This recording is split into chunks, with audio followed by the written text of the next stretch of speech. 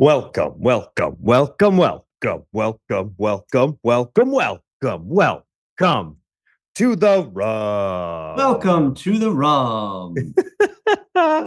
This is Brian, The Rum champion, and this is Constantine.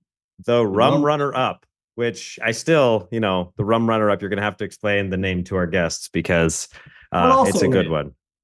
Who are also great. Oh my God, guys. So it took us 9 episodes to get to the Caribbean, but Constantine and I could not think of a better place to start. Constantine, I think we have to fly through our updates because everybody wants to hear from our lovely guests. Yeah. So we are at 1,814 listens total and counting. We've got 190 subscribers. Where can people pick up what we're putting down, Constantine? Anywhere you get your podcast, Spotify, Apple Podcasts, Stitcher, Amazon Music, etc., etc. Rest in peace, Google Podcasts. I think they have closed up shop. So you know what's But funny is everywhere it's else, actually getting assimilated into YouTube. Somebody had sent me a okay. message saying, "Hey, like I listened to your thing, and just so you know, any hoodles. So if you guys have yet to subscribe, please like, subscribe, etc." I'm gonna just fly through this stuff. So actually announcing a couple barrel picks that are coming. They're not anything from our lovely guests today, but we'll work on that. Rum Curious Club event. So we've got two with Barbancore next month. Actually, I'm starting to do Rum Curious happy hours, super cool format. And then actually 3 days ago, I actually did a cocktail origins class sponsored by Worthy Park. Thank you, Zan. Mwah. And then let's see. I'm doing a Tiki Caliente room party that's sponsored and hosted by Barbancore. So get to tell people about the lovely things that our neighbors in Haiti are doing. And then for our Rum Curious Facebook group, we're up to 849 members, which is insane. So that's my updates. Constantine, tell us about Rum and Tiki Fest in Fiji. Yeah, Fiji Rum and Tiki Fest coming in August 2025. I'll be getting information out on that to a lot of producers, hopefully to everyone here soon. We're going to get a web page up. We've got an organizer, we've got a venue. So look for more information coming out and hope to see our guests out in Fiji next year in August. So put that on your calendars, 2025. As for me, I'll be in your neck of the woods, Brian. I'll be there in May. We can do something there. And what is it? We're looking at May 26th, 27th? Yes. Something like that. I'll be in Washington, D.C. the first part of May, 7th, 8th, 9th. Maybe get together with some listeners for some cocktails at the Green Zone. And then up in Philly after that before I make my way all the way back to L.A. and then back down to Fiji. That's all I've got going on. I don't want to take any more time away from our guests, though, because we've got some giants here. And it took us 9 months to get here, but we finally made it to Jamaica after going all the way around the world and back. So who do we got here today, Brian? So we have Christelle Harris from Hampden Estate, Martha Miller from National Rums of Jamaica, and Zan Kong from Worthy Park. And the crowd goes wild, Constantine. Before our guests say, well, obviously, guests, you can say hello, and then we got to do our show and tell. But we'll give you guys a chance to chat in a second. Is anybody enjoying any libation right now? Does anybody have a little tasty taste of something? Christelle, you're not allowed. You're not allowed. Well, I'm having a lovely sparkling water. Ooh, there you Lovely. So I've had a hectic 2 weeks. So I told the team it's an excuse for me to have something delicious and share with the team. So I'm having a money mus, or we call our money chaka kashaka. So it has for 5-year-old, it has pineapple juice, it has some mint leaves, it has a pineapple, it has some lime slices, it has molasses bitters, and it has ginger syrup. Ooh. So this is kind of our signature cocktail that we have at our events. Is one of our signature cocktails. So I took advantage of winding down at the end of the day. Nice. I love it. Zan, have you got anything? I'm clearly working in the wrong office. I have neither sparkling water nor that wonderful libation that Martha has. I have a water bottle filled with Catherine's Peak Finest Jamaican spring water, and I have an empty cup of coffee because I just had my afternoon cup of coffee. But what I do have waiting at home for me is I have it's basically Worthy Park Select and grapefruit soda. but then I top it with a little 109 because like Martha, it's been a crazy couple of weeks, so got to get that little extra oomph to it. But that's waiting for me along with my golf clubs in the backyard because my son wants to hit some balls after work. There you So go. that's You say you're in what's an waiting for office, me. but you're in a rum office. I mean, don't you're just destroying the image everyone has of you guys working at Yeah. Zan, what's places. up with that? Usually everybody's tasting like today's distillate to make sure everything's good and dandy. Like, what's up, man? I don't know, Constantine. When you open up your distillery, you tell me what really goes on there. Yeah. But sorry to break the magic, but Doesn't it's happen. like Excel spreadsheets and approvals for signing off on payments, and I've got a ruler and a stapler, so we're in business. Nothing that exciting. Yeah. Nothing No, that that's fair. I'm in head That's fair. office. I'm in the middle or close to New Kingston. There's not a distillery near me. Yeah. Nothing is exciting at that. It's papers, it's phone calls. I mean, it Nothing makes of sense it. because if you spent all day drinking, it would probably make running a very illustrious and prestigious distillery, all of yours, very difficult to do. Yeah, you'd have no interest in talking to us. Yeah. Oh, No. Some days we have fun, but today, today's Yeah. heads down day. Today's a fun day. Yeah. It's a fun day. Constantine, I'll jump in. So because two of our guests are unable to drink, I'm going to do the Villiers Papillon, which has both Hampden and Worthy Park in it. So that'll be number one. And then Martha, for you later, I've got the lovely Long Pond ITP 15. I got all the Jamaican rums all over my desk right now, but I don't think I could combine all these four together because I got the HLCF Classic. I've got the old label of Money Musk. I got the Calvados, which again, thanks, big up to Alex Perkins and Zan. And then of course this. So I have all the things from all the actual distilleries as well. Yay. And Constantine, bring us home. What do we got? I went the other way. You represented everyone. I walked into the collection and looked around and had a short circuit. Of course, it's only 9:00 in the morning here. Just having coffee. And I went the other way and just avoided getting anything from any of our guests so that I didn't appear to favor one over the other. And I just went with a good classic, Berry Brothers, Fiji rum from right up the road here at South Pacific Distilleries in Lautoko. So just a little bit of this because I got to do stuff after the podcast. We also have to do stuff. I love it. Well, again, for our three guests, it'd be great for you just to say hey and introduce yourself to our listeners. Most people already know who you are and are giddy as hell that you're here. I know that I am. So we'll start ladies first. Christelle, first of all, congrats. I know that you are expecting. So hooray. It's great to have you. Very excited. Excited to be here as well. I haven't spoken I haven't drank rum in about 35 months. Who's counting? Definitely me. Worth it though. It hasn't. I was actually very nervous. I was like, how am I ever going to not drink rum for the amount of time needed? Anyway, it hasn't been as hard as I thought.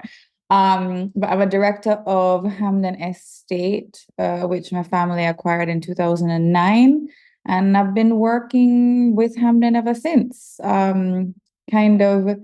I was the person responsible for putting Hampden on the map internationally, understanding Hampden and Jamaica rum in the context of rum internationally and just the rum world in general. And I kind of gave it a job, gave Hampden its new life. So yeah, that's me. And I still kind of sit in marketing, but I kind of sit everywhere. So they can't get rid of me. Well, we are thrilled to have you. So thank you, Christelle. Martha, hello. Thank you for being here. Hi, thanks for having me. So I'm a new kid on the block. I joined the rum industry in 2013. I was actually the CFO at the time. So really behind the books, number crunching, not really required to even sip a glass of rum. I mean, I joined, I wasn't a rum drinker at all. I remember going to my first board meeting. I joined on the 17th of November, and we had board meeting on the 20th of November, and I went to dinner, and I realized everybody was drinking rum, and I was like, okay, what shall I have? So I told the waiter, and I used to drink, if I was drinking, it was vodka or a pretty drink. What I now realize is a cocktail. And I said, okay, so I said to the bartender, Give me a white overproof because my husband drinks whiskey, used to drink whiskey. I don't like whiskey, so I figured I wouldn't like an aged drink. So he gave me I said, give me a white overproof, but instead of a double, give me a half. He looked at me strange. He said, give me half of what you normally put in a glass. And he laughed, you know. And that was my introduction to rum. And 10 years later, here I am, CEO, loving what I do, enjoying the experience. I mean, I always like change. And it's kept me here for 10 years. It's the longest job I've had. And I'm still learning every day. I'm still learning every day. No, So- I love that. And so true. So very true. Last but certainly not least, Zan. Hello. Hi. Hi, everyone. Hi. I am the commercial manager for spirits at the Worthy Park Estates in old Luidas Vale, St. Catherine. I actually am the youngest Martha's. I've only been at Worthy Park since 2015. Oh, really? So yeah. But yeah, I started here. I was working in hospitality before, so I'm kind of the other side of the proverbial bar. And came over in 2015 when I actually met Gordon when I was working in my last job. Gordon's our CEO. His family's owned Worthy Park since 1918, and met him, and we got talking. And fast forward a couple months, and I jumped over to basically start the export department here at Worthy Park, which coincidentally at the time, basically Christelle and I would be all over the place, kind of fumbling our way around and figuring out the rum market across the globe. So I feel like we're all, which is crazy to think, like between Martha, Christelle, and myself, we're all still pretty new at this. If working with some really historic distilleries, but all still pretty young, or at least I like to claim my youthfulness still these days. But anyways, that's where I am right now. Yeah. Still trying to be young.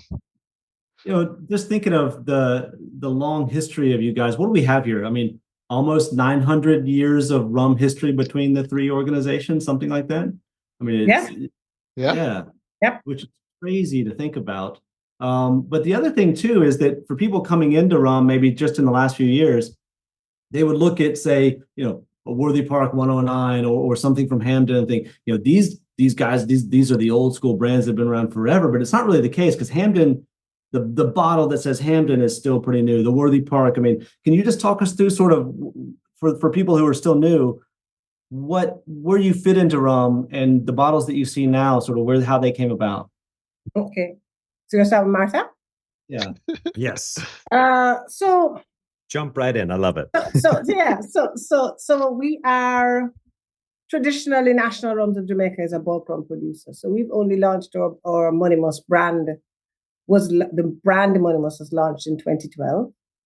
And we started with a white overproof, the basic bottle that exists. We still have our original bottle. And in Jamaica, we still have our original label.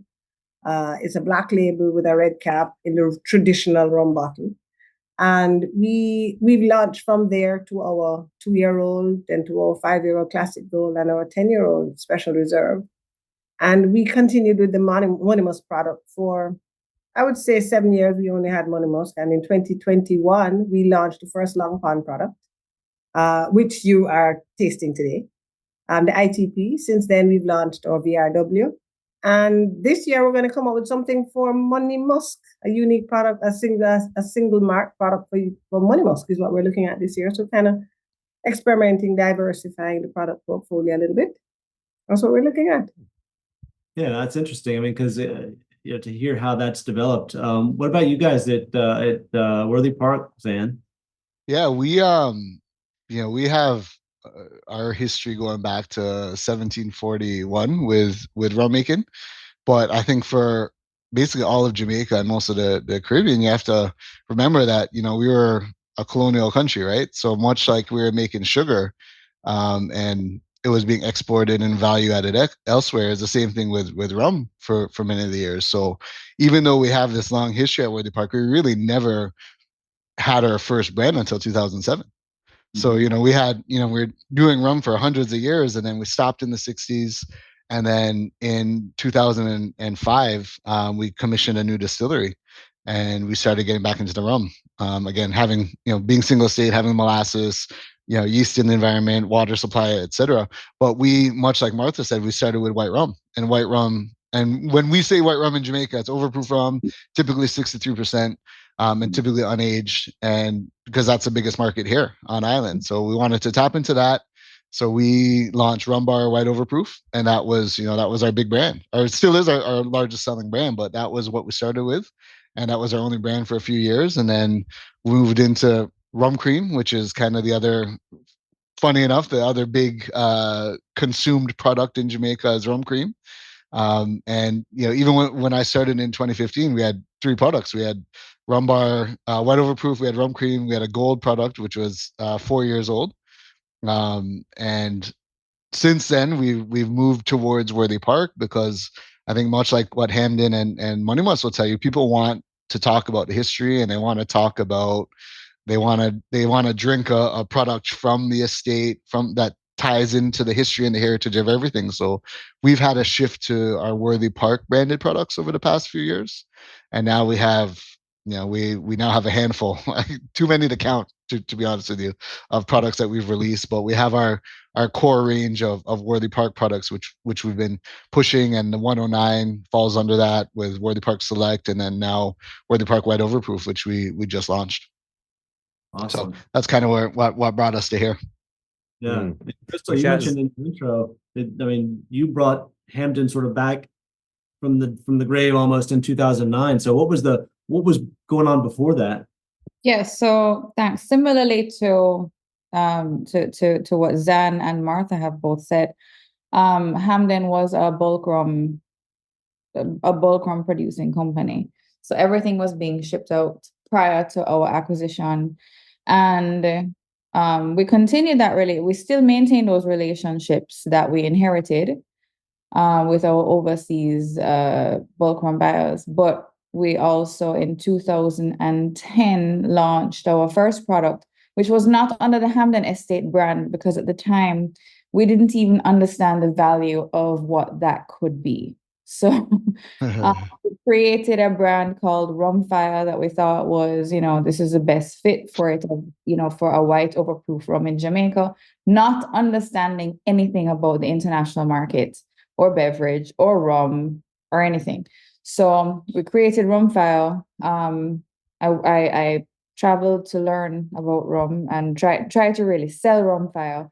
I learned the hard way, and then years later, after the relationships that we had really built overseas and the partnerships that we were able to really enjoy, we created and launched the Hampden Estate brand, which is now what I would say many people know, but not really many people. It's a few people in the larger context of the rum drinking and spirit drinking world. Created Hampden Estate, and that's we continue to try to build our stock so that we can have continuous product and we can continue to release limited releases to our fans. Man, I love that. And you touched on something, Christelle, that I'm just curious to know from the 3 of you. So all the brands have been, historically bulk products and relatively new onto the scene, more or less. And really, I learned about all 4 distilleries that the 3 of you represent by going down a rabbit hole into rum. But the main rum that everybody knows here in the US, for the most part, when it comes to Jamaica, I'm sure it's in Jamaica too, Ray and Nephew, and then Appleton. And is that just because Appleton has, for the most part, been the constant brand where you guys are emerging, right? So that's my question then, I guess, is how are you guys going to focus on the island particularly, and showing, hey, here's all these other amazing Jamaican products that we have? Is it through tastings and bars and all those sorts of things? Like, how does that all look for you guys? Are you talking here or overseas? Because I think first and foremost, I want to ask like how you guys are getting mind share and buying in Jamaica, and then we'll go abroad. Okay, I'll go first. It's very hard. Where Jamaica as a whole, like you said, has been dominated by a few rum brands for decades, if not over a century. And so for us, when we launched, again, I know all of us went different ways, but yeah, when we launched, it was really, how do you make as much noise as you can? Sure. And for us, parties are very big in Jamaica, in terms of, and obviously rum is the main spirit across the island. So, when we launch, and again, this is before I even started, but when we launched Rum Bar in 2007, when we launched Rum Bar, it was very much aligned with a lot of the, in the rural areas, a lot of the community bars, but then also some really big party events that we sponsored. I mean, I'm sure Martha and Christelle remember the radio ads for Rum Bar Chug It, and that was really the big. There, Is there a jingle? Zan, is there a jingle? If there's a well, jingle, can you sing it? no, it was not our part. We were just a sponsor, Okay. so it wasn't our event. So, but yeah, that was one of the big ones that really put us on the map. And Nice. I think it was, again, it just costs a lot of money, and it costs a lot of hard work, and it's such a different context of how we're selling rum in Jamaica and how we're getting it to the people versus how we're doing it overseas. And I think we just managed to stay in the game, and having a successful sugar operation over the years has helped us. And I don't know if we have the I don't know if there's one formula that you can do in Jamaica to be competitive, but it's just persistence and being a smaller company, and having some of a lot of our leadership having worked for different companies, rum companies. We just have a lot of, I think, persistence, and we're trying to be nimble and quick, and really act on just opportunities as they come up, whether it's parties or events or working with the hotels or supermarkets, whatever it is. Boy, I don't know. I just feel like I rambled for 3 minutes and didn't tell you anything at all. But yeah, it's a lot of work, man. It's a lot of hard work. And as my counterparts will tell you, in Jamaica, we're very brand loyal, and change is not an easy thing down here. So it's persistence. It just you got to keep at it. Yeah, I echo the same sentiment, but I think truthfully, Worthy Park has done a phenomenal job at their execution and their persistence over the years, as it pertains to the Jamaican market. For us, I echo a lot of the same things that Zan says, but we've been a lot less involved. And part of that has just been, it's such an expensive exercise, like to compete. To make a mark in any community, basically, you have to pretty much be ready that, if you spend $1, just for argument's sake, if you spend $1 in a community that is traditionally a Ray Nephew community, and they see you popping up and rearing your head, you can expect there's going to be a big spend coming from Ray Nephew, and much more than what you can afford. So you have to be very strategic. You have to kind of be one step ahead. And again, I feel like I've told you absolutely nothing, because a lot of the times, sometimes it ends up being more expensive to try and get placement. You end up losing a lot more money than you could have had you just, settled for less growth. Seen some years where because we have a very small team on the ground for as far as sales are concerned, and we manage our own distribution as well. And I've seen years where I've just been too busy with the other businesses and haven't really put much effort or energy into my sales. And those years are more profitable than the years where we planned out and, we plan to spend X percentage on advertising and promotion and parties and this and that. It ends up being a lot more expensive to try and get the visibility and the placement times than if you just allow it to be organic, because your real profits are overseas, because that's where the interest in the authenticity of the products, in your new aged products, that's where the craving for the knowledge and the real rum is, and the story of the rum is. So unfortunate as it is, that's just the truth. So I kind of echo what Christelle and Zan have said. And at the end of the day, you have to understand what you want for your product and pick your strategy and stick with your strategy, and don't get derailed with what other people are doing, right? Understand what works for you and work with that, right? So traditional in Jamaica, as Zan said, it's been a party culture. Rum has been heavy spend on parties, and it's expensive, So you just have to figure out what works for you. Good thing is that with the Gen X coming up now, they are a lot more versatile. They're more willing to experiment, So they're more willing to experiment. So if you get liquid on the lips where they're concerned, they're willing to taste it, they're willing to try it. They're willing to drink what's available. The older crowd it's Ray and Nephew or Appleton or Bust, They're not as flexible. But you find the ones 30 and under are a lot more flexible. And so Jamaica is becoming more educated around the versatility of rum, and that rum has many profiles. Sure. And we all have a different profile. There's no denying that. We had a rum tour yesterday, and just looking at the rum tour, rum is versatile in everything. We're versatile in the experience when you go to our rum tours, to what you get out of the bottle, to how our environments are set up. It's just so versatile. And they're beginning to appreciate that. So we stick to they're enjoying cocktails. They're beginning to enjoy cocktails. Before you walk into a bar, it's a white rum, literally a little cube of white rum in a glass, maybe a tip of, and this is the overproof, maybe an ice cube, but it's generally just the overproof in a glass, and they're happy. Some chips, some peanuts on the counter, some pepper shrimps on the counter, and that's it.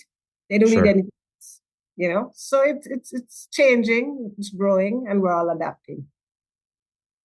Crystal mentioned, I think you guys alluded to the markets there in Jamaica, versus overseas, and how different that is, and also about sort of teaching people and bringing them along on the journey to learn more about the products. Brian did a great bit recently on his Instagram where he held up a bottle of Fireball and said, "Would you say if you don't like this, you don't like whiskey?" And he had a bottle of Captain Morgan Spice, and it's the same thing with rum. Are you seeing overseas, and I guess even there in Jamaica, is there a lot of momentum behind that evolution of people wanting to drink better, say, and to know more about their products? I've seen where rum in the UK, for example, the Whiskey Exchange said rum's overtaken whiskey in sales in the UK. I think last year, rum is growing faster than gin. I mean, how are you seeing that affect your sales, and where does that take you from here? All right, I'll go with that one. So we're definitely seeing the impact of that. And it's the same thing like I was saying before. So what we're seeing in Jamaica is what we're seeing in international market. People are recognizing that there is a wide scope of products, and there's a right profile of looking at rum. And so, yes, you will have the traditional, because the Captain Morgan or the Bacardi, these are the biggest brands. I mean, our brands don't even drop in. You don't see how, if you drop them in the bucket, you don't even see where the drop landed. It's so small. And people are accustomed to these brands, but when we go to the rum shows and they taste them through education, they're recognizing that there's a whole world out there. I've met people who have tried 2,000 different rums. I didn't realize you could try 2,000 rums. I didn't realize, stop to think that 2,000 different rums existed. But it's such a versatile product, and they all have their own profiles. And when you go to the shows, everybody's walking around and appreciating that the difference exists, and the significance of the difference, and appreciating the difference. That's what I'm experiencing, whether it's here or overseas.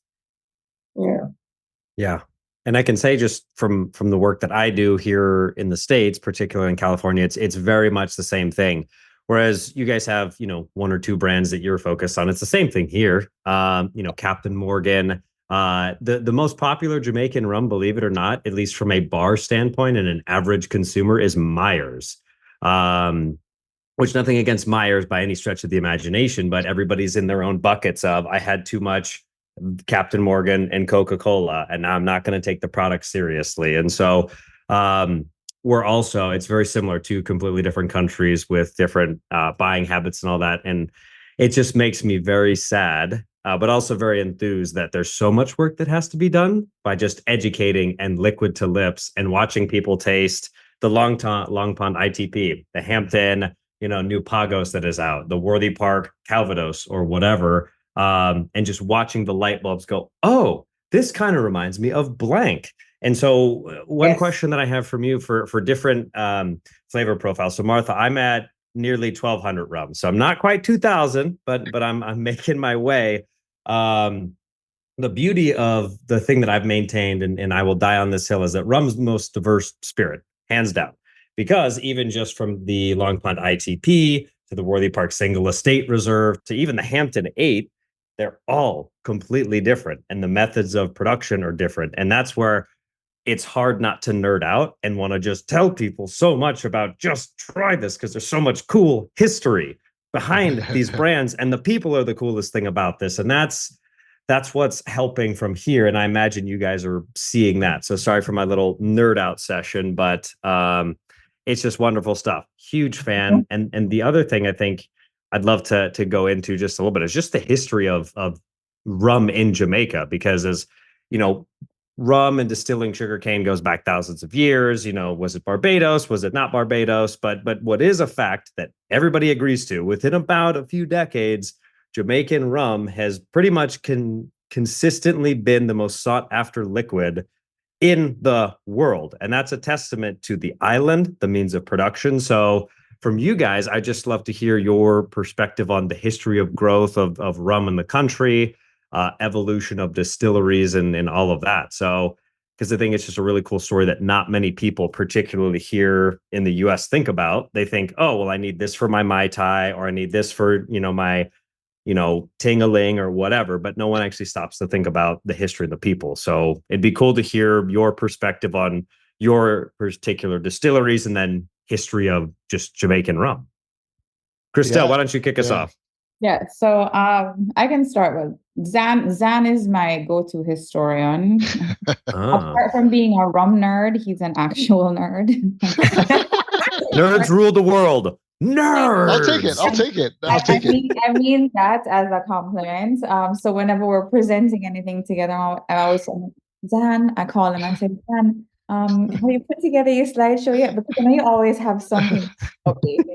So I leave the actual history of everything to him. But for Hampden, from a historical point of view, what's really cool about it? So from my personal experience, when I first went to Hampden was my first distillery I ever went to. Oh, wow. So this was when we were acquiring Hampden. So I had no knowledge of what rum production actually looked like. And so when I went to Hampden for the first time and I saw what rum production at Hampden looked like, my immediate assumption was, oh, this is how they make rum everywhere. And clearly, after a few visits and meetings with people and understanding, that this is not, well, first of all, what is rum? There's so many different categories. There's so many different ways to make it, depending on what the categorization that you're going by is. That I'm not even opening up that can of worms. But my point is, what's really cool about Hampden is that everything that was done in the 1800s in their rum production methods is currently being done. And we've been very fortunate that we've been given the opportunity to maintain that, because at any point in time, it could have changed.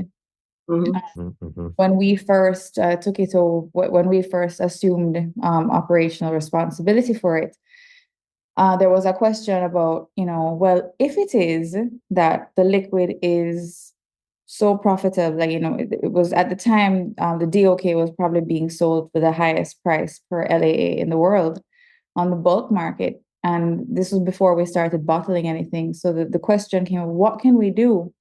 How can we maximize our profits? How can we increase our output? And the question came up, do we put in column stills?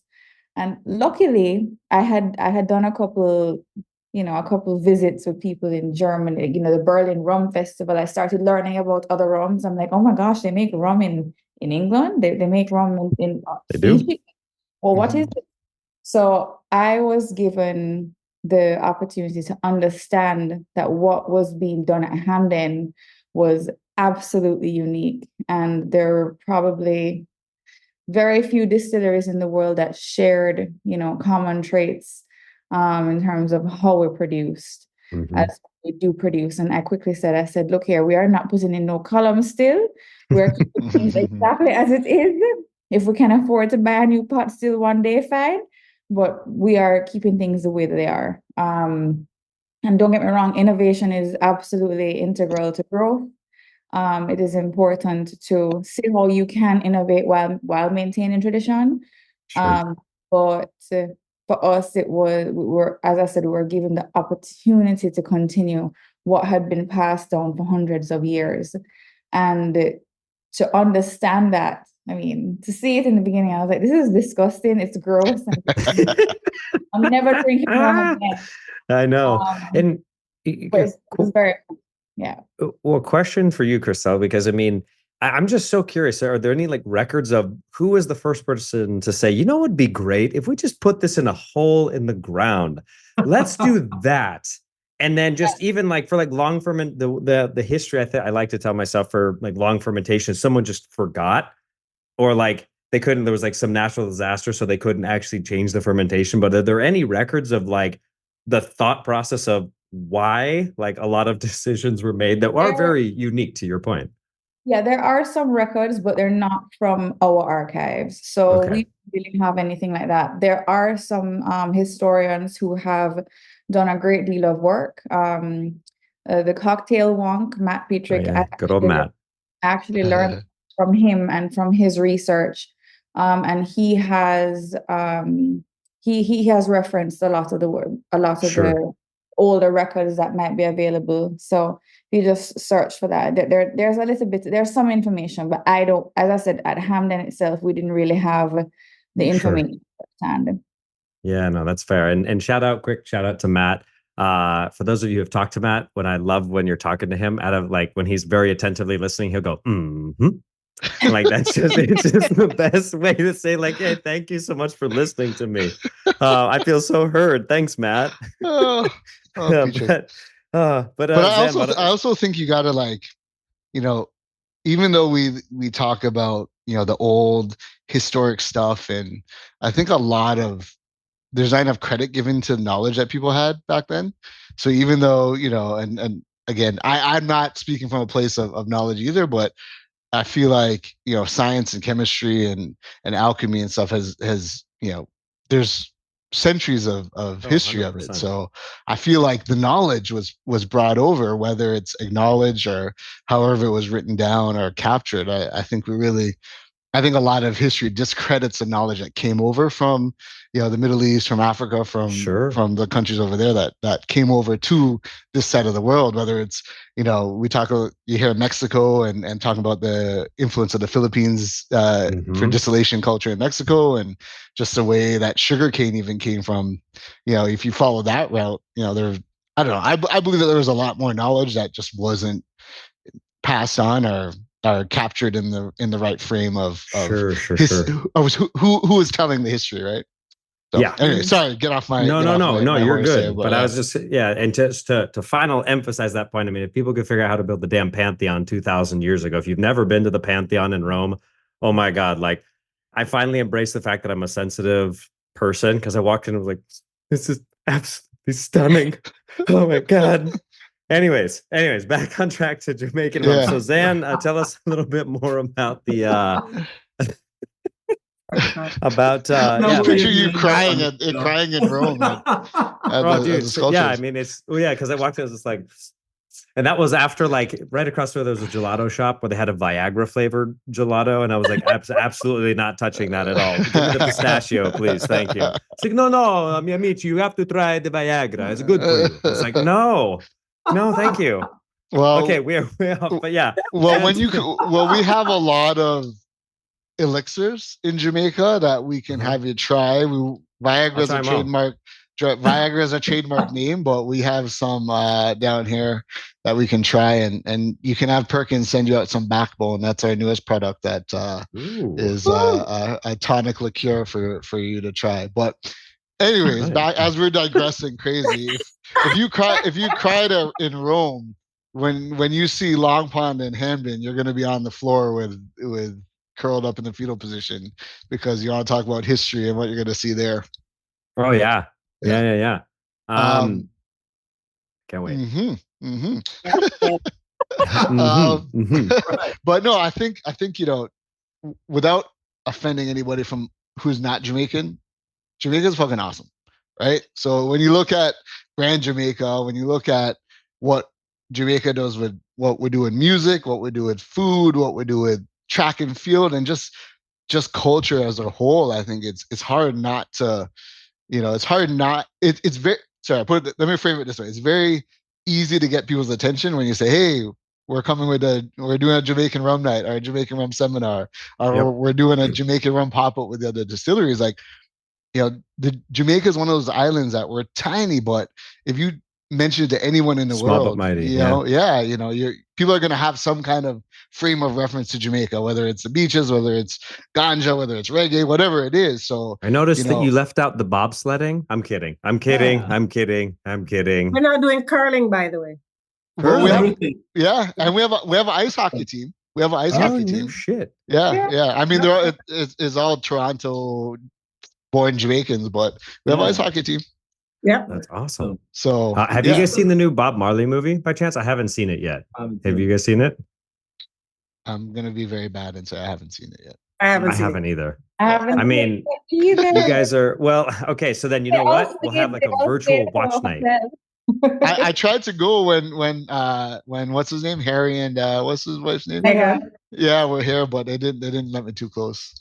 I even like I walked with a cup of tea and everything. I was like, oh, I'm here to see Harry, but they didn't work. Oh man. Oh man. I went to tea time at Terranova, then I went over there, but they wouldn't let me in. It's You're so holding funny. your pinky at the correct angle. Yeah, Yes, I know. That could have been it. That could have been it. That could have been it. I was holding up my Yeah. thumb, but it's a pinky. Oh, Right? see, so they were like, Yeah. that's no, man. Yeah. Oh man. Jamaicans have this outsized influence, like you said, just across everything. I mean, what is it? What is it that you think about Jamaican people that they've had this? I mean, there's other islands, but none like Jamaica in terms of influence. Jamaica's not a real place. And in many ways, it's so unbelievable, like some of the shit that we go through here in Jamaica. But I think it's just overall, like Jamaica gets a bad rap sometimes, especially with like US travel advisories and all that crap. But on a whole, like Jamaican people, Jamaican culture is it's just very, I don't know, it's just very unique. And I think it appeals to people who are very stuck in that North American kind of Western mindset. Like Jamaica is completely different than all of that. Yeah. I don't know where it comes from, but as a child, you're Jamaican, and you get your pride and your self-worth because I'm Jamaican.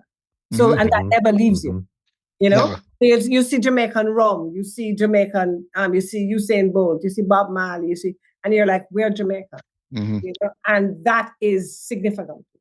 You never lose that.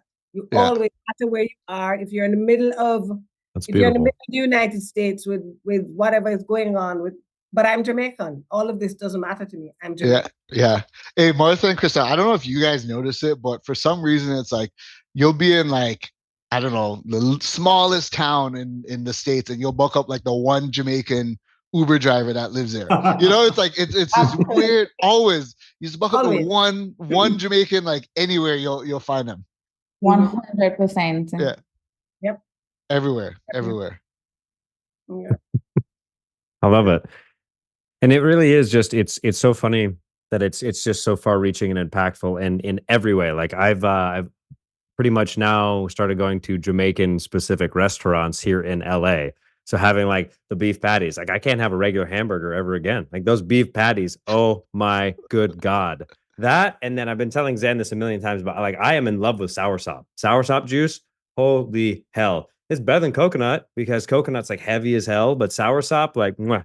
Every time I go to a Jamaican spot, I either get ting. I'm like, hey, do you guys have any like soursop juice back there? Some of that?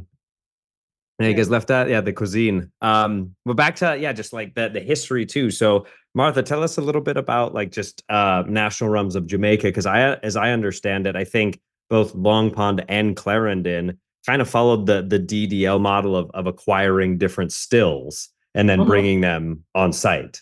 So yeah, tell us a little bit more. So National Rums of Jamaica prior to 2005 was owned by the government.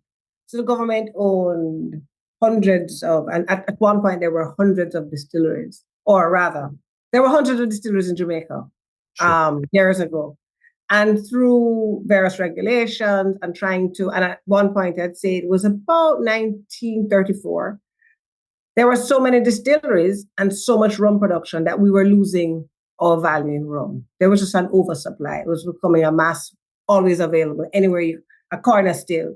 So the spirits were formed at that time to try and control the market. And with that, we then had a consolidation of the businesses. And a few private entities remained, and Worthy Park is the only one that remains. But the government acquired through the consolidation, and over time, the government acquired many of these distilleries and consolidated them.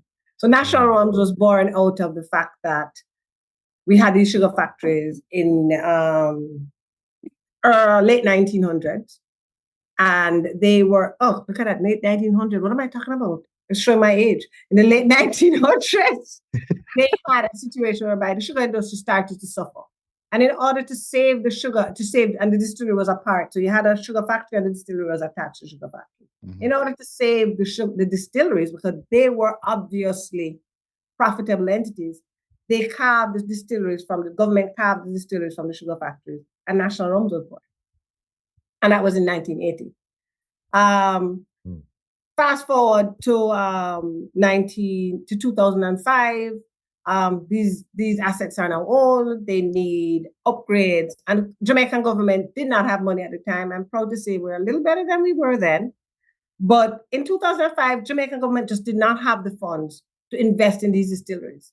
So in order to maintain them, what we did was, because and still is, Myers, everything in the Myers bottle comes out to my Clarendon distillery. So no that you mentioned that. So we have a big business to protect, right? A big profitable business to protect. At that point, they decided to, we had an EU program that the distilleries across the region, across the Caribbean could benefit from. But it was a matching fund. So they had to go to get the matching funds, and they went out and they had a good relationship with Isu Fasad from DDL, and a good relationship with John Taylor from Goddard's, and they were the owners of West Indies Rum at the time, and they said, okay, that would help. So at that point, government sold 2/3 of the shares. They kept a third went to DDL, a third went to West Indies Rum, and that's how we have this new arrangement that exists. In 2022, time is flying. Could be 2020 or 2021. I've forgotten. Apologies. How dare you, madam? I'm kidding. I'm teasing. Diageo sold the Myers portfolio. Okay. Diageo sold Myers portfolio, and to Sazerac. And we were able, and at that, up till then, Diageo owned 27% of Clarendon Distillery. At that point, we had the opportunity, and we acquired that 27% from Diageo. So now National Rums now owns 100% of CDL, and we've always owned 100% of Long Pond. So we're now control our own destiny, so to speak, in terms of. I love it. Yeah, and with that, Long Pond was formed because of the consolidation, as you said before, of several distilleries and different marks, and has come along. But they've all maintained. So Long Pond and Hampden are what we refer to as the distilleries in the north, but that's totally different profile to the distilleries in the south. That would be Clarendon and Appleton and New Yarmouth. And Worthy Park kind of sits in the middle on its own. It's kind of a hybrid between the two, But you will definitely find a different profile if you're looking at the north, and a different profile if you're looking at the south, and what kind of rums you're going to have. Rums in the north are a lot more robust and heavy bodied and heavy flavors, The rums in the south tend to be a lighter profile. Yeah, and that's the history of us. No, I love it. I know that we're winding down. Constantine, is there anything else you want to ask? I have one other thing. I feel like we just but started. I know we're Yeah. just unlocking this. Yeah. Yeah, But we no, can go. We can go a little longer. I just want to be mindful of everybody's time. I'm look, more than this is happy the to continue the Giants of chat. Rum, Brian. We can make this a bonus longer episode instead of just the normal. Well, I know. I just looked at the calendar invite, and I didn't know if anybody had other preconceived You mean other plans. business? This is Yeah. the end of my day. Hey, all right. Well, yeah, we'll go a smidge longer. So, speaking of all the different flavor profiles and things, I want to know all three of your go-to like preferred punch, like recipe. Do you have a preferred punch recipe? Because I have to imagine that with all the different flavors profiles, everything's got to be pretty. There's a lot that you can do to play around with different punches. So, like, what's the best rum punch? Oh, what a loaded question. Why don't I'll we give have you three. Why don't we have Christelle start? Yeah, Christelle. She's just smiling and laughing at us over there. Well, I usually start with whatever citrus is available because I detest citrus in the bottle. And not that I detest it, but I just think it takes away from from a cocktail so much. Mm.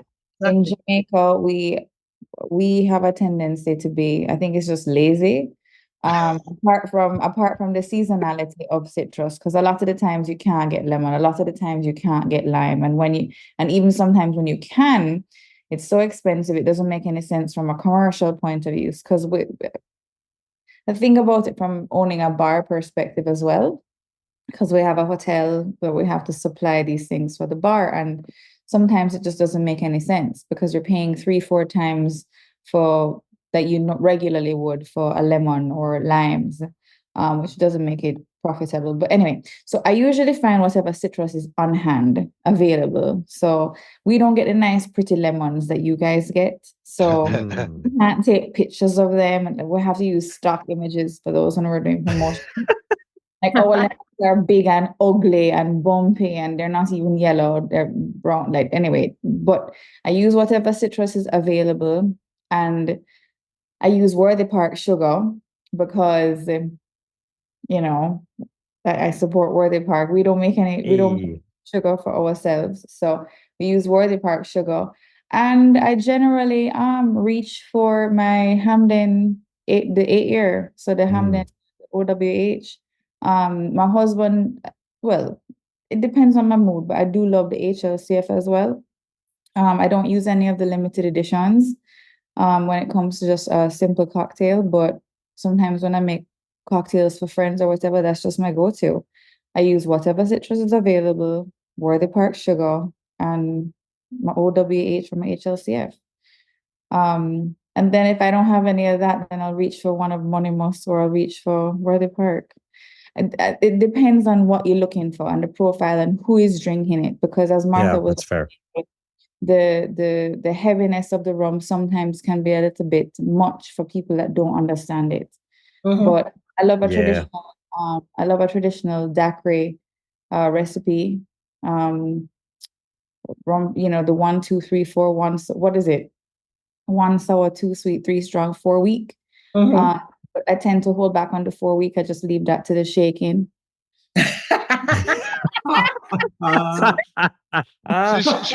She pretended like she had nothing to say, right? Like, Yeah. All right, that's all I got.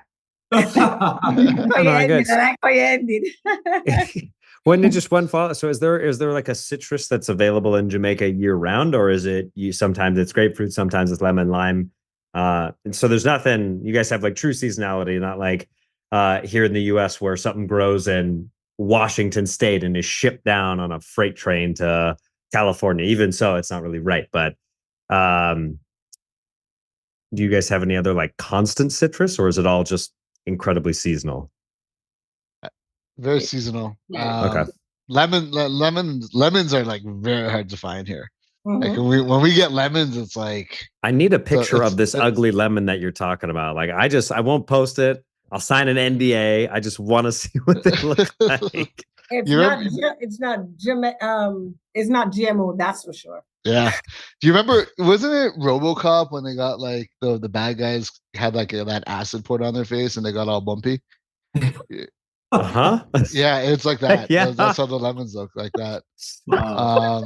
We have oranges, ortaniques, Hmm. tangerines, but we can you can get limes more than lemons, but it's still very very hard to find. And I they're just mean, quite small. yeah. So Yeah. to get a daiquiri, like it's you know you're going through like three dozen lemons, 3 dozen Oh, limes. wow. Something's ringing in my office. I don't know what it is. You know what's funny is the daiquiri, at least here in Southern California where I live, the amount of bartenders that are unfamiliar how to create a daiquiri is a little funny. I went into a bar, not a rum bar or anything like that, and just said, "Hey, can I get a daiquiri?" And the bartender told me, "I can't make one for you. I don't have a blender." You'll have a It's blender. like, Yeah. Oh, well, welcome okay, to Jamaica. I know you're yeah, chances are you're I getting a frozen one here. Yeah. Yeah, That it's thing that fell on the bar counter in a bar in a hotel. Yeah, That's what, yeah. mm, You know what? Sorry, now that think about it, Christelle, remember, who gave me the punch recipe? It's semi nostalgic, which is why I have it all the time. Remember when we visited Steve in New Orleans, yes, and Steve. he would talk of Steve Remsburg, and he would always talk about the oh my Yeah. Jasper's God, Planter I Punch, love Jaspers. and he Oh, and so he good. and he told me, he's the one that kind of put me onto that, and so that I think for a punch that would be my go-to, and now Mm. making it obviously with 109 now more often than not, but yeah, Steve Remsburg, man, he gave me that one, so I gotta roll with that. That's awesome. You guys got to meet him. That's really special. okay. Did he have any old school like?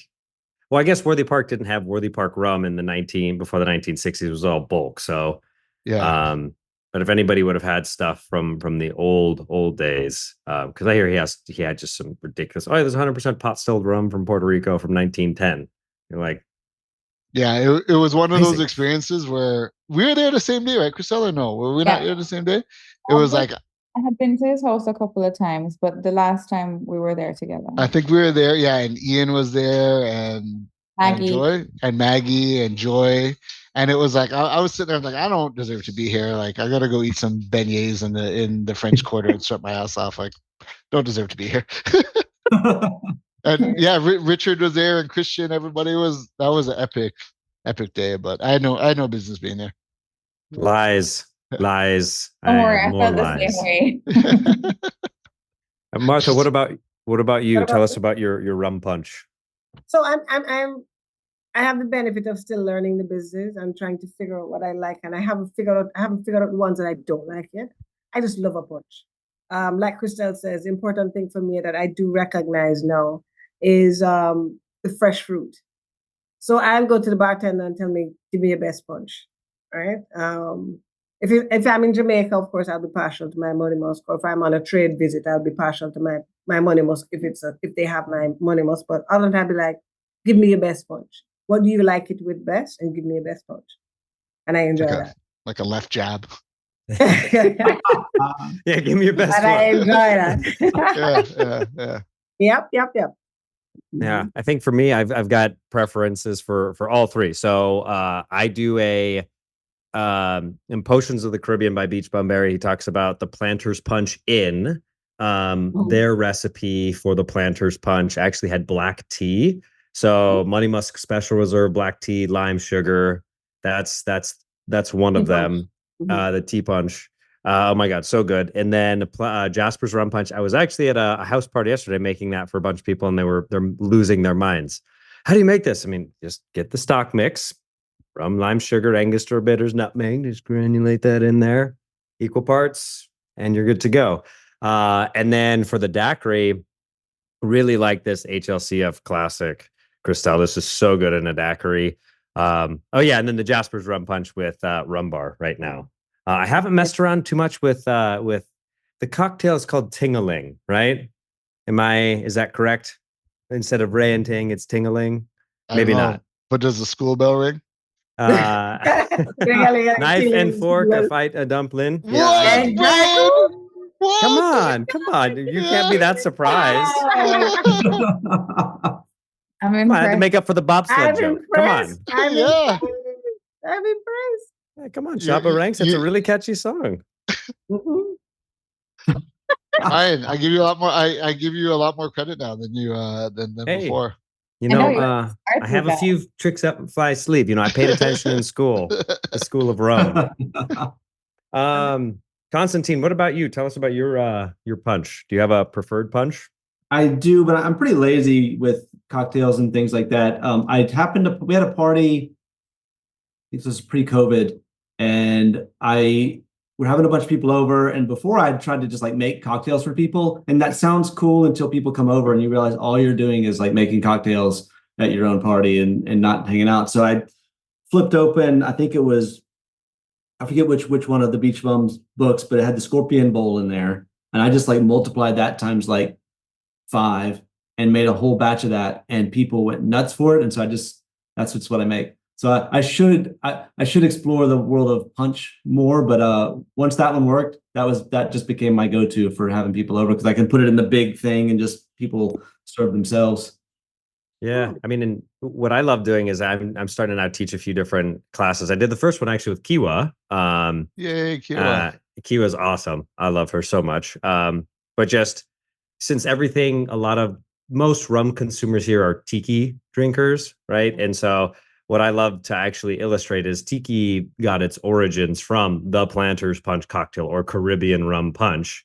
A lot of people like to think that Don Beach, a master mixologist, of course, because he did split bases and all that, but just pulled all of this stuff out of thin air. It's like, no, man, he was going around the Caribbean enjoying rum punches from every island. And it's my way of showing people, hey, like, you got to try Hampton, you got to try Money Musk, you got to try Worthy Park, go like pick up these books and try some Caribbean cocktails, because then people start going out and finding things like soursop. And I am obsessed, in case you guys can't tell, about my soursop.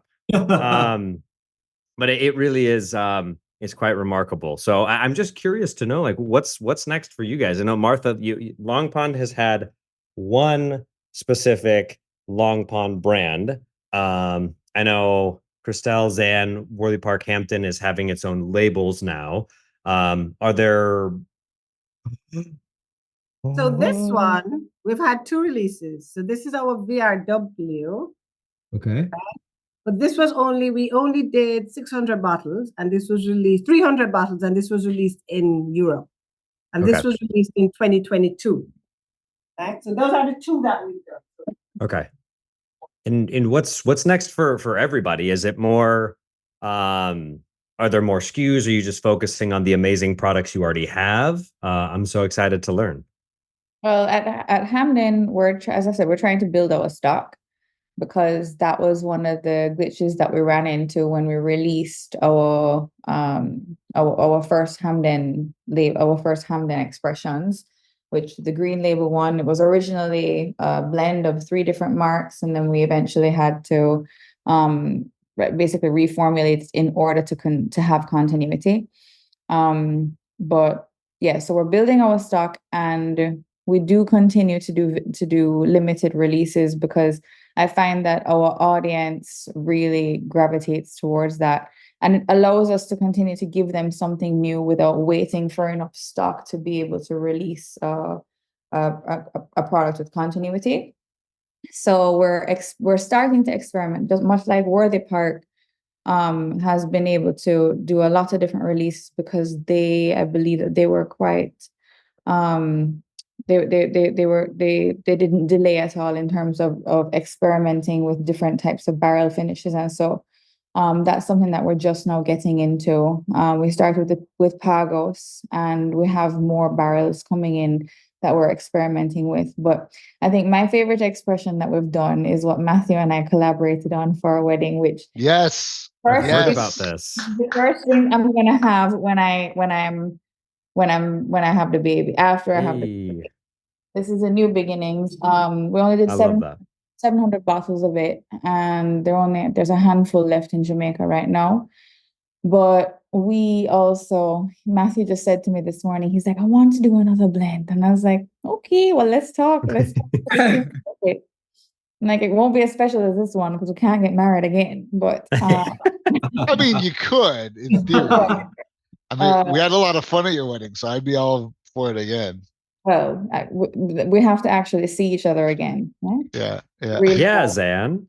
We only see each other like on Zoom for these kind of things. It's terrible. Yeah. Well, maybe a baby group now. I know. No, not that I have another baby. I don't. I mean, I've got my kids harassing me in the office right now. Oh, But hi. he tried like he's one of his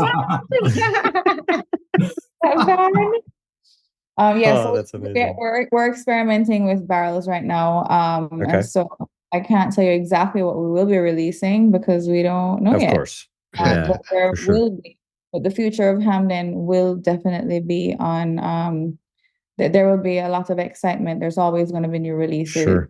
Yeah. We're probably going to continue with the limited editions.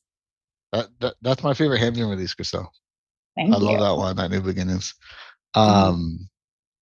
Yeah, I think from the Worthy Park side, I guess we in US based, you're seeing a lot more. I think I mentioned earlier, focus on the Worthy Park branded products. So we have some cool single cast releases coming up this year, which are in production now on. But the big focus is on pushing Worthy Park Select 109 and now our Worthy Park Overproof across the states. We're trying to branch out a little bit. So we still have our limited releases, single releases that we're really again focused on that educated rum consumer, but we're also trying to find ways to kind of jump that gap across to a lot of the let's say the general consumer or the broader consumer market. And right now we're leading 109's our leader for that in the States. So it's really opening up a lot of doors for us because it is such a unique product and it's doing well. So you're gonna see a lot more of that. We're starting to do a lot more cane juice distillation. So our new Worthy Park Overproof is a blend of cane juice rum and molasses based rum. So you're gonna start seeing a lot more of that. We got some of it aging. We're aging some of our higher ester marks. And I'm trying to get my boss to sign off on another purchase order for some more casks coming from Europe, but that shit ain't cheap. So yeah. So yeah, a lot more coming down the pipeline as we're trying to again jump that gap and trying to get a little more cross consumer appeal. Awesome. Yeah. So it's interesting to see that we're pretty much along the same pipeline. What's going on with cane juice distillate, experimenting with barrels, focus on not so much extending your current SKUs, but more on limited releases. I think we all are pretty much along the same train of thought right now. Yeah. That's our strategy. Yeah. But it also works like hand in hand, right? Like Hampden comes out with some cool stuff. It's elevating the category of Jamaican rum. Long Pond comes out with some single releases. Money Mustard gets out there, and it's I hate the phrase rising tide, whatever that is, but it's true for us it's true. The more options people have to get into rum and to get into Jamaican rum, the better it is for all of us. Elevates the category. Exactly. Yeah. I mean, I love burgers, but that's not the only red meat I eat. Like I love a ribeye steak as well, and maybe some meatballs if I make pasta. So you got to switch it up, and it's like Jamaican rum, and it's great with Hampden and Money Musk and Long Pond, and even with what Appleton's doing. It's just elevating the whole category. Exactly. I want to fact check something with you guys real quick. So here in Fiji, sugar producing country, former British colony, some common history there with Jamaica. We've still got 3 sugar mills operating, and I've watched them, they load the ships up with molasses. And I ask the Fiji sugar guys where the ships go, and they usually go to Jamaica. So I made a joke to somebody, Jamaican rum is made with Fijian molasses. But is that true? Do you guys know of that you're using any, I think more maybe for you, Martha, are you using Fijian molasses in your rum? So Zan has the privilege of being the only distillery in Jamaica that doesn't use imported molasses. Right? He uses 100% Worthy Park molasses. But ourselves, so Long Pond, Clarendon, Appleton, New Yarmouth, and Hampden use local and imported molasses. And we get our imported molasses will come from the Caribbean and out of crop because, you know, the crop season in the Caribbean, Central America crop season ends in late July. So after August, there's no molasses available in this region. So you have to go outside of the region to get it. And we will use Fijian molasses, but it's not the bulk of our production by any means. Yeah. Just the good stuff, right? Not necessarily. Good answer, Martha. Good answer. Hey, there you go. Yeah. I'm a bit curious if anybody has been inside the New Yarmouth distillery. In my mind, because I don't know anything about it, and there's virtually like Adrienne Stoner from Maison Front. She's like, I've never been in there. Not that they would let her in, but the whole thing is, I like to think of it as like Area 51, where like you're not allowed inside because no one really seems to know anything about what goes on in there. And even good old Matt Petrick is like, well, I think that they do this, and this there, but I'm not sure. So is there, just from you guys and being in the industry, and obviously I'm sure having relations more or less with the Appleton folks, like, is there any information about this distillery? Is it all just like a front? And not a front, but is it like what's going on? Like, I'm so curious since there's like all this secrecy around it, you know? Area 51. Yeah, which is just it's wild stuff. It's wild stuff. It's a big, they produce a lot of products in Jamaica. And I think a lot of the products get made there, and not every distillery, no offense to everybody out there, but not every distillery has to roll out the red carpet for everybody that wants to come see it. So, you know, they're the largest distillery. It's a fact that it's the largest distillery in Jamaica. Yeah. New Yarmouth Distillery is the largest distillery, and they have spent a lot of money on Appleton and promoting a tour there. So sure. Yeah. Invest there. Yep. It's open for everyone to see. So let's go to Appleton. Yeah, that's their strategy that they work with. So, well, you know, you can talk to who needs them. Who needs them? So. I'll say that. Who needs them? We don't need them. We need some lovely Jamaican rum here. Nothing against them. It's great stuff. That's how I started there. But it's Jamaican enough. But guess what? It keeps you talking. It keeps intrigue. It keeps you intrigued. That's fair. And I don't mean to be dominating because I mean I just am so curious on all these things. I'm sure you guys have seen like into left gear because I'm clinically ADHD. So sorry. Have you guys seen like consumer habits? Because I feel like in recent years, and I'm probably the youngest in the rum game, not even from a production standpoint, but just realizing that things have been pushing towards like cask strength, or in some cases the pursuit of the highest esters you can possibly get. How have you guys seen kind of trends, and do you guys have feelings on, like, for example, I have friends that are like, well, unless it's DOK or WK or whatever, 1600 esters, I don't want it. Or, well, if it's under 68%, it's not for me. Like, I get that those are outliers, but I feel like that's something that is that kind of, you guys see greater demand for higher proof stuff, funkier stuff, because with all the different markets you serve, Europe and the US, let's say, I'm just curious. So you do have a lot of people asking for the higher ester stuff. Definitely. There is a craze out there, but it's a small percentage of the population that are really rum geeks, are really asking for it. We'll have people come on a rum tour coming into Long Pond. And the few people, I mean, we don't have an official tour, but every now and then people will come in. And you'll have people, even on a rum tour, rum geeks, who some of them love the high ester stuff. And I met a couple not a couple, but two persons in the group, and one guy says, whatever she hates, I love. You know, whatever I love, whatever I hate, she loves, because she likes high ester and he doesn't like the high ester. But even within the rum, in these rum clubs with all these that are touring the world to look at distilleries or to spend time every week, they go to the bar, as in your case, every week you meet in the tiki bar to talk about rum, or you need to, who can drink the most rum. So you have these clubs, or even within there, you have people who some like the highest and some just want I want to Yep. know it. You know, Yeah. yeah. I think the good thing that we all agree on is that there's a lot more questions being asked, a lot more interest in rum, because for every person that now is interested in the higher ester rum, there's somebody that's now saying, hey, I want to drink a white rum because white rum can be good and can be tasty and doesn't have to, Yep. burn my face off. So I think wider appeal of rum is growing, which is like we all say, is good for all of us. Mhm. I think in the States, I think the agave, craze has helped white rum because Yep. it's showing that a white spirit can be flavorful, can be complex, doesn't have to be, like vodka. So I think that's been good.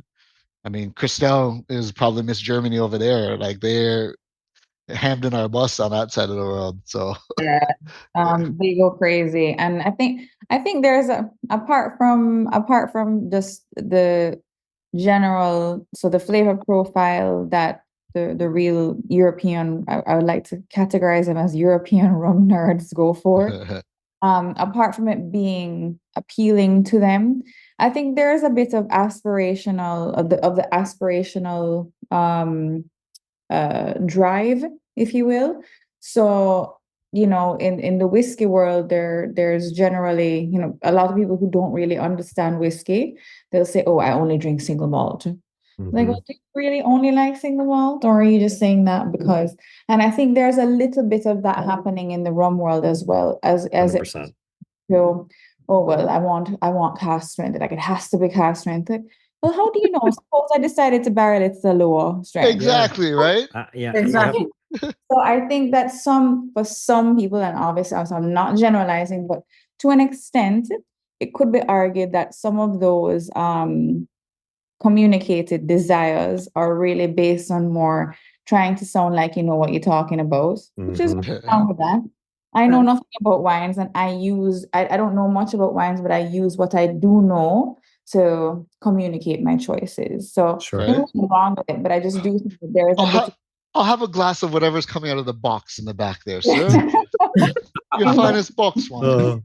Oh man, yeah, I do think there's a little bit of an aspirational nature to for sure. driving people's decisions as we see that kind of communication. Mhm. But you know what? But guess what? They're communicating it.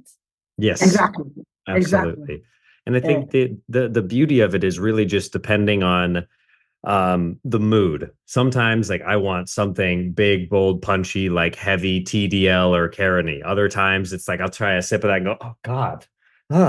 And then I'll just go for something like 80 proof, just because like that's the beauty of it. Like, and that's what I try to tell everybody that doesn't take this category that we love seriously. It's like, what do you typically like to drink? Okay, like bourbon here. Try this Vieux Agricole from Naison. You're gonna love it, guaranteed. Oh, you like agave? Try this. Oh, if you like really refined scotches, I'll pull out Jamaican rum and go, hey, here you go. I'll give you a flight. Let me know what you like. But what I've realized is that the general consumer, like you guys are saying, nobody wants to start off at like a 68% something from wherever, right? Like, because most people like will Yeah, go, but you're okay. It's not really what I want to start. No. But yeah, everybody get there. Yeah. But Yeah. Brian, a prime example, not to, again, talk just about Worthy Park, but the Calvados bottle that you were talking about, right? Like we bottled that at 45%. And, some people will look at, oh, it's not 45%. Like I don't even want it. But Yeah. we also like to showcase that, you can have lower proof rums that are exactly. good and tasty and drinkable. So it doesn't Yep. always, A nice drinking room. a number, Sometimes, Oh, yeah, a 100%. number's a number, right? Like yes, a it, nice and drinking like Martha and Chris are saying with the esters, like if I told you this was 600 esters or 900, you can drink it and tell the difference, Yeah, right? exactly. Like, Yeah. Or like the so follow-up question is, okay, so you want something with 1600 esters. Well, what does that mean? Yeah. yeah, Uh, I just know that I want it. yeah. But a lot of that historically, like, and maybe you guys can answer this question. We had a birthday, 7 days ago, whatever it is. Wait, like But your birthday or someone else's? yeah, my birthday was on the 4th. Aries, Oh, what happy up? birthday. I don't know what Oh, that happy means, but hey, like, belated. room. I needed to bring out the fact that somebody sent me a chocolate cake from Germany that says there's Jamaican rum in here. So I don't know if it's actual Jamaican rum. Probably I don't know if Christelle. anybody. Schlunda is the name of this. But I'm curious to know if there's actual Jamaican rum in here, if they're lying, these Germans. But somebody, of course, sent me a rum cake on my birthday. So, yeah, Christelle, is there Hampden in here? That was very nice of your friend. So I can't answer if it's Hampden or if it's from National Rums, but says Jamaican rum, it could be, but because we do still, as I said in the beginning, we do still maintain our bulk rum relationship. And so our largest, I mean, what ends up in a bottle from Hampden is probably about 5% of our output. Yeah. So you're looking at, 95% of it going to bulk rum buyers, and our largest bulk rum buyer, I know that they do business with a lot of people in the food industry and baking, perfume houses. So I can't tell you where it actually ends up. I just know that it very well could be. Yeah, I mean, I figured it was a long shot. I mean, you guys have your own businesses to run, so I didn't think that anybody go, oh yeah, so yeah, we know exactly what that is. It's this mark. It was this many years. It came from this barrel. Like, and we sent it out 3 years ago. No. You mentioned the perfume thing. That's something I think a lot of people might not know. Yes. You guys supply, it's for perfumes, I think for flavor compounds, for other things. Just tell us a little bit about that.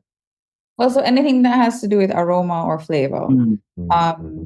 Hampden rum is extremely aromatic, extremely flavorful. And that's what a lot of these things are built on. So you wouldn't think rum goes into perfume because we're conditioned to think that you drink rum, but it has a lot more, many more uses than that. I'm not going into the perfume industry anytime soon. No. We're staying in our lane. We're making what you want to drink. But yeah, that's something that a lot of people are usually surprised to learn. But if you think about it, aroma, flavor, It makes a lot of sense. flavor for baking, rum raisin ice cream, panettone, as you said, rum cake, like just cakes in general, chocolates. There's so many things that you could use the essence and aroma of rum in, and obviously perfumes. So it is funny because when I do rum education events and when I focus on Jamaican rums, people will smell Hampden in particular and go, oh my God, this could be a perfume. So now just like ground level feedback to you that people smell it, and a lot of different kinds of Jamaican rums that have a little bit higher ester count. I've even seen people it's a little grossed out, but like dip their hand into it, into the taster for the day. and then and that was their perfume. I've seen it lots too. I guess it depends. I guess it depends The first time who you want to attract, right? Oh yeah, I know. I know, right?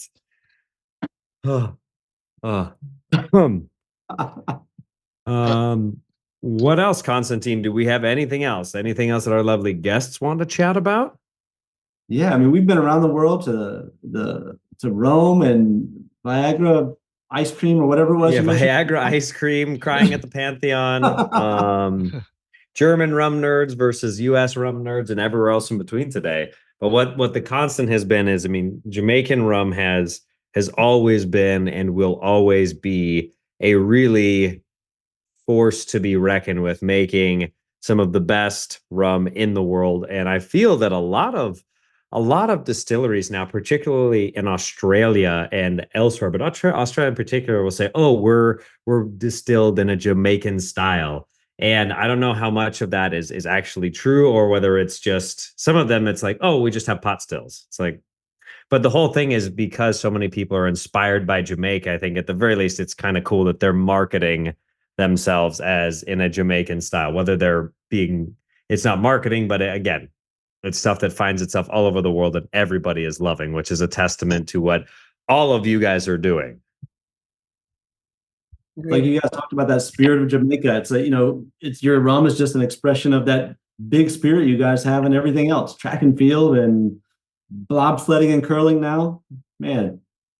Which, what a goofy sport. Just to end and we'll wrap this up. But just curling, like the whole concept, you're hunched over and you're just brushing the ice. Like, I just want to know, like, who was the first person to say, you know, it'd be great if we got this like giant disc thing and we just Canadians, slid it down right? the ice, and then somebody else going, well, yeah, you know, we could do that. But why don't we have people with broomsticks? I don't think they're broomsticks, but they're just, you know, brushing the ice. Oh, They it's were pretty much originally. broomsticks. It's pretty much Yeah. broomsticks. It's for the people with I think it's rooted in Canadian culture, Brian, where it's very cold up there. And you know, Canadians are very clean people. And you know, it started with there was It's just the way you presented that was Deep in just here. so you have a whole subculture of Canadians who, you know, you have to take your shoes off when you get into the house because it's very much like inside outside things. And there's a lot of I'm not gender stereotyping by saying housewives, but you have a lot of people who are at home and they're cleaning and they're sweeping all the time. And it was just a natural extension, instead of chasing a hockey puck, to chase a bigger, heavier puck. and you had these really expert sweepers that said they wanted to be in the Olympics too. And that's the origin Okay. of curling. You know how Martha, don't believe anything I'm saying. No, Zed, the way I see this, oh my God, the way I would see this though, Zed, is, you know how it was. What I found interesting was the way he seamlessly, with no expression, Oh, just saying it as confident as possible. created that story that came out of you know where. I mean, I was one just of my party saying, like, tricks. I was just quite literally thinking of the fact I was going to jump on and add to it, because, like, in the wonderful world of improv, it was like, yeah, and you know how it all started? It was like these two sons, their mom would say, hey, if you clean the house in under 20 minutes, you can go outside and play with your friends or whatever, or you'll get the new iPad, whatever kids today. Like, my reward was going outside when I was young. But anyways, you'll get X if you clean the house. And so all of a sudden they're just doing this. And then the dad's like, hey, you guys are pretty good at that. Let's throw you on the ice and see what happens. So wait, was that how your parents got you out of their hair, telling you it was a reward to go outside? Yeah. It was a reward. Oh yeah. Like, I wanted to be outside as a You kid. weren't I mean, allowed I grew up in Colorado. Colorado's beautiful. So and this was also before like iPads and phones and everything like that. If I got fancy, I was playing the Oregon Trail, which is a really messed up game to play as kids. Oh yeah, like, because it's a game designed to kill you. Anyways, as we wind down, for all of our lovely listeners, again, thank you all so much for jumping in. Where can people you know, find your products? Where can people find you, follow you, all of those sorts of things? So tell us where and how. So Christelle, kick us off. Well, finding our products still is a little bit hard, but you can find me. In Jamaica particularly, it's hard to find. You can find me on Instagram at JA Christelle, CHRISTELLE. I'm also on Facebook. I'm relatively active. I really try to keep up with the Hampden rum lovers groups, but I'm quite terrible at it. So just reach out to me on Instagram or Facebook. And if you're interested in coming to Jamaica, I am happy to put you on to whoever's at the distillery. But if you're coming to see me, I'm generally not going to be there. I live in Kingston. Surprise! Yeah, surprise. But I'm happy to put you on to the team there. We have a fantastic team. It's a small team, but a great team at Hampden. And then generally, I'm quite eager to put you in touch with people at Worthy Park as well, and also Martha's team. So we kind of tend to work together. But I recommend people, apart from enjoying Jamaica rum, come and experience Jamaica rum, because drinking it outside is great, and that's fantastic, and we'd love for you to be a part of it. But to drink it in Jamaica and to understand the culture and understand where it's coming from, you have to come and see it for yourself. Yeah. 100% heard.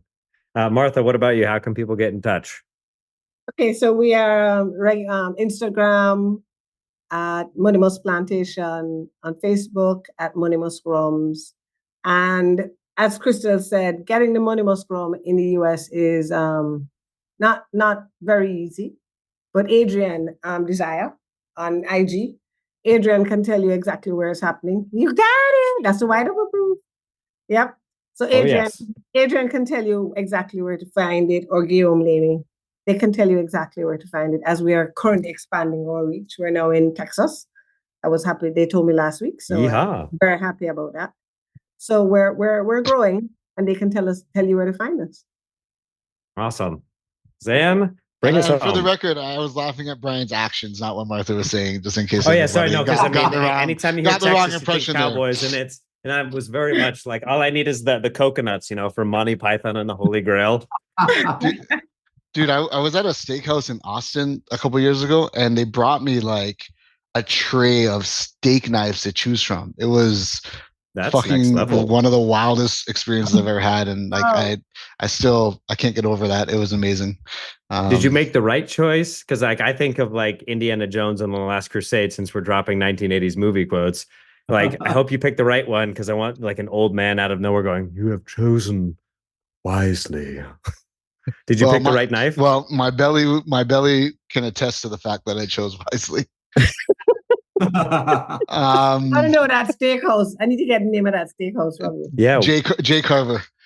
Jay Carver, okay. Yeah, it was amazing. Can I make a request to Martha that you need to start doing a tour? Because when people come down, they tell me, "Oh, we're gonna go see Christelle, or not see Christelle, but we're gonna go to Hampden because Christelle is not there, and see Pepe and go for the tour." But do you know anybody at Long Pond? Like, do you know anybody there? And I'm like, I'm sorry, I don't. They're like, we want to get a tour in that Long Pond. Do you know anybody? Can we just go to the gate? I'm like, no, you can't do that. But so Martha, please, for the sake of everybody else on the island, please start doing tours over there, because I can't take it anymore. Soon. Yeah. It's coming. It's in the pipeline. Good. Mhm. That's my request. Where can they find you? Yeah. Oh, me. Yes, you. Yeah. Part. You may know me from such Hey, shows Carver. as Worthy Park Estate on Instagram. We also have a rum tour, Worthy Park Estate rum tour. We have a couple pages for our different brands, but I think in the States, if you want to find where our products are, our import partners Backbar Project, on their website, they have a where can you buy section, so you can put in where you're located, and it'll tell you by product and by. It's a really cool platform. They tell you by product, also if you're looking for on-prem or off-prem, and on their website. So it's a really good way to find our products. In Jamaica, we have a pretty good distribution arm down here, so we're pretty much all the major supermarkets and duty frees on the island. And in Europe, we have distribution in most of the countries. They're harder for me to tell you where exactly where you can buy a bottle, but just hit me up on Instagram at ZanKong, or on Facebook, or Carrier Pigeon or Smoke Signal, whatever it is, I'll answer. And just let me know where you want, and I'll do my best to connect with our partners over there and find you a bottle. I mean, I noticed you left out by Burning Beacon, like in Lord of the Rings, and so I know that that's being installed next week. So, we'll have buoys going across the ocean. So every 10 nautical miles, you have people waving. Because we're 1,200 feet above sea level, so they're having a hard time getting over. And so surveying the peak. Right, got it. Well, so it's coming. Yeah, it's coming soon, guys. But I did buy a Starlink, so if you can tell, you can just go up and down. Maybe, I don't know. Ooh, yeah, I like I'm it. amazed by them. What's that? Still, I'm amazed by their ability. I know, me too. They're so talented. Their level of wit and improvisational. It's funny you call it wit and talent. Nerds. Steph and my mom ignore me like 90% of the time. My kids don't listen to me. My dogs don't listen to me. So it's really just Brian that's audience. listening. Yeah, it's really just Brian. I listen to you. I listen to you. Actually, Matthew would have been a good a good part of the conversation. He would have been a good conversationalist as well, because he's on par with you guys. I love it. For the record, I love Matthew. I'm a big fan of Matthew. He's a good guy. Exactly. Oh, he's a fun guy. He's like a mushroom. He's a fun guy. Oh man, Brian, please do not encourage it. Okay, you know I can't know, help it don't- because I like when yeah. I want to double down too. Just Like fueling Zan, I've the never like fire. you and I only get to say hello to each other and like passing at certain events. So like I can't wait for the day where we're actually out doing things because oh man, it's gonna be fun. This is gonna be It's like gonna be verbal diarrhea on whatever platform we're on. But no, cool. I'd love to but do cool, something verbal new. diarrhea. Yay. Yeah. Yeah. Just Awesome. Well, hop us up on Adderall will be fine. no, so you know, because I'm ADD, I took Adderall as a kid, and that actually like Yeah, it calms makes you me normal. down. Yeah. That's what I mean. I know. Oh, so no, okay, so yeah, we want to be normal. Got it. Yeah, Okay. yeah. No, yeah, good. I love it. Constantine, I know we're closing out, so thank you to all of our listeners. Constantine, what do we have next month? What's the next recording? We're doing the live recording in LA. Sven, Kirsten, Tiki focused in the same room for once, so we won't have a half-second delay where we step over each other. We're going Tiki in LA for our next episode. Lots to look forward to. And for any of our listeners wondering why, because a lot of Americans find rum through tiki, unless you have Jamaican friends, Caribbean friends that had you, or if you are from those countries or have relatives that brought you really good rum. A lot of us found it through tiki, and then you end up with 540 bottles, or who's counting. But thank you all so much for listening. Like Christelle, Zan, Martha, you guys are amazing. Thank you so much for your hour and 40 minutes time. You guys are awesome. We'll have this posted in a couple of weeks, but thank you everybody, and we will see you next time. Bye. Thank you. Bye. See Thanks. ya.